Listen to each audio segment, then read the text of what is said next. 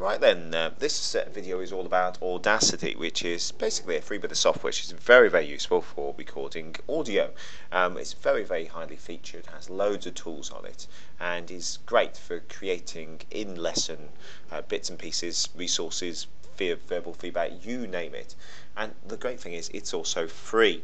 If you go to Google and just search for Audacity, it will bring up, usually it's the first link, this one, which is at their main page at sourceforge.net.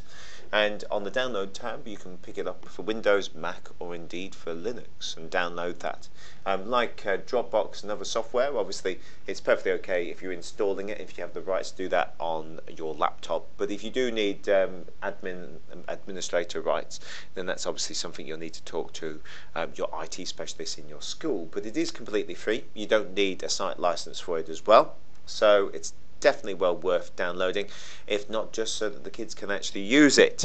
But looking at it once you've actually downloaded it, it's very straightforward and simple to use. This is what it looks like. It looks more complicated than it actually is. Over here on the top right hand corner we've got the main input level slider, which allows you really to decide on your microphone input. And the word about microphones, it's perfectly okay to use what is on your laptop, and most of them have reasonable ones, but they aren't very good at cutting down the background noise. And remember, what you're trying to do is you're trying to record yourself so it's nice and clear and easy to use, and for the kids to actually hear as well. So it's a great idea to actually invest in even the fairly cheap, simple microphone. It can be one that is warm around your neck. I mean, the one that I'm recording this on now is just a Logitech wireless set of headphones and microphone, the type of thing that you would use if you were going on the console, for example, and you were gaming online. Very cheap, not particularly expensive, but £20–30 a set. Well worth it though, as far as actually doing this type of thing is concerned. I'd also think about getting some ones for the kids to use, which are cheaper as well. Make sure that you've got the volume in on that, so the input volume is decent, so that you've got a decent level coming in. And then it's very straightforward. You've got these big buttons over here on the left hand side, and they do exactly as they say on the tin, in that you just click here and it starts recording, and it is as easy as that. And you can start recording, picking at the individual bits and pieces, and once you actually finish you can stop it, or indeed you can pause it. So say if you want to shout at the kid that's across the room, if you want to cough or something, you can just pause it at that particular point and then just click again and it picks it up again. Once you've finished it, it's just a case of stopping it. You can then play it back and it starts recording, and it is as easy as that. And you can actually take that individually. So for example, I can highlight key areas.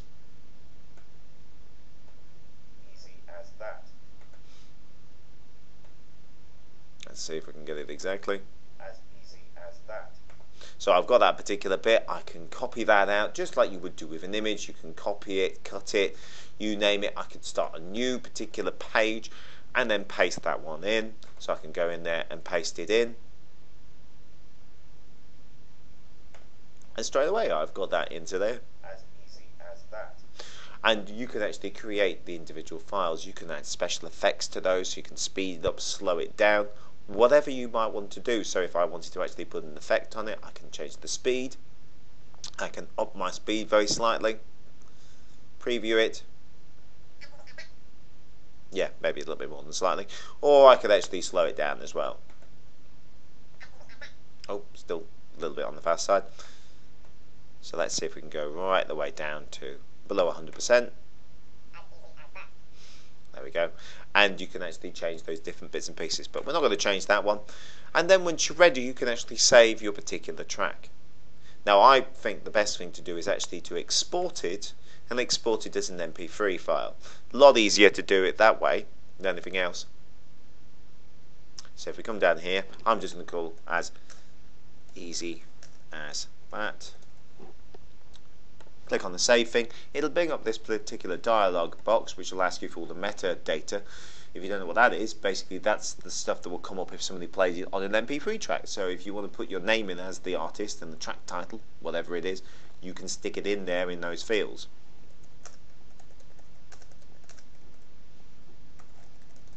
There we go. and then you just decide on saving it, and away it goes. Straightforward, simple. It's really a great piece of technology. What it's very useful for doing though is you can use this as well to actually create resources for your lessons. So I've obviously saved that into my documents as an MP3 file. So if I have a look at where it is at the moment, so it's as easy as that MP3, I can take that, put it into my Dropbox folder, for example. And if those people that have downloaded and tried this one out, you know that if by putting it in here, that's automatically available to any laptop, any mobile device that has my account on Dropbox and the Dropbox app installed on it. I could also as well, if I wanted to, go off on a separate tab to go qrme.me,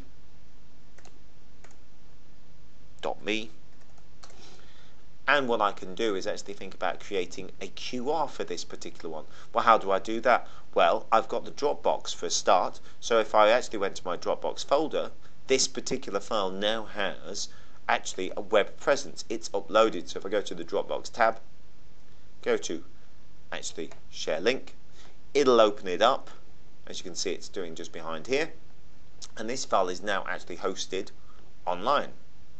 So this is the actual link to the Dropbox file, and that person can download it. It's only very small. It could be played automatically through their iPhone or whatever phone they've got. If I take that and I copy it and put it into the QR code generator as a URL, make sure you put it as a URL by the way, it'll actually create it as an actual QR code. So there we go. So that QR code, as long as I've got that in my Dropbox,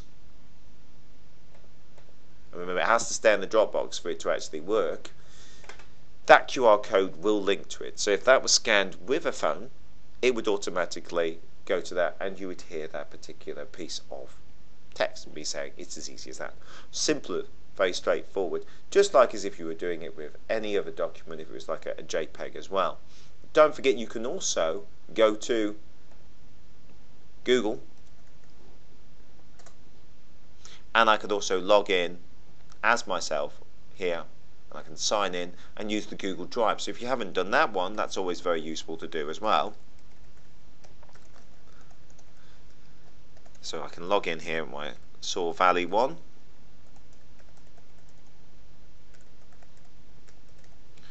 Put in the password.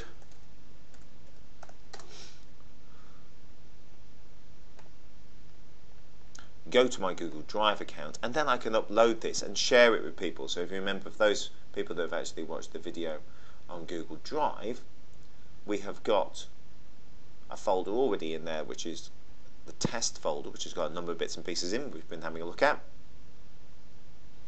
just here. And if I decided to then upload that file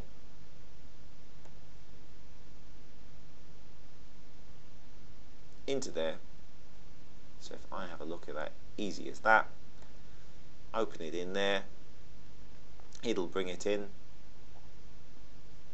and it can be uploaded straight away into my Google Drive. So that would then become available to students as well. So I could share that, as I have done quite a bit. In fact, if we have a look, I have a folder for my year 10, and there's different bits and pieces in there. As you can see, I've got quite a few that I've done previously. So these are the ones that people have feedback on, their different bits and pieces, maybe in lesson time, maybe it's stuff that I've done previously with them, maybe it's on their particular work. So Audacity itself is a very heavily featured, very detailed, and there's a lot more than what I've shown here that you can actually do, merely scratching the surface. But have a go at recording things, have a go at saving them, as exporting them, remember, as an MP3. Try syncing them through the QR codes for them, have the Dropbox, use that, maybe put it onto your Google Drive account, whatever it might be. But share that whole suite of software, and hopefully you should be able to use those for some fantastic resources within lessons.